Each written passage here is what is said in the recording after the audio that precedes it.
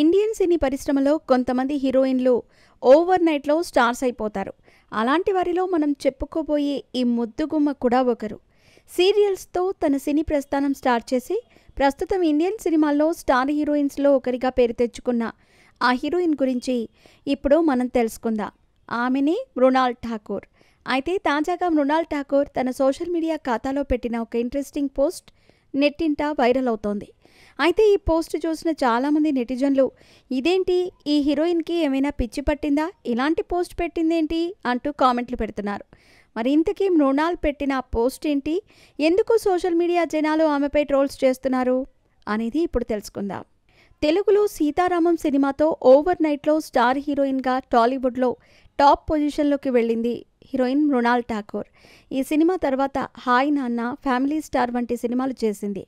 అలాగే బాలీవుడ్లో lust stories web సిరీస్కి సీక్వెల్గా లస్ట్ స్టోరీస్ 2 వెబ్ సిరీస్లో మరింత గ్లామర్గా నటించి బాలీవుడ్లో కూడా ఫేమస్ అయిపోయింది.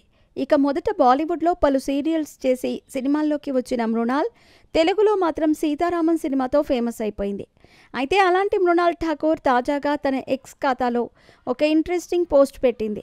ఆ పోస్ట్లో ఏముందంటే, నాకు కమల్ హాసన్ సార్ అంటే చాలా అభిమానం, ఆయనతో కలిసి వర్క్ చేయాలని ఉంది, అంతేకాదు ఆయనతో కలిసి డ్యాన్స్ చేయాలని కూడా ఉంది అంటూ ఒక ఇంట్రెస్టింగ్ పోస్ట్ పెట్టింది.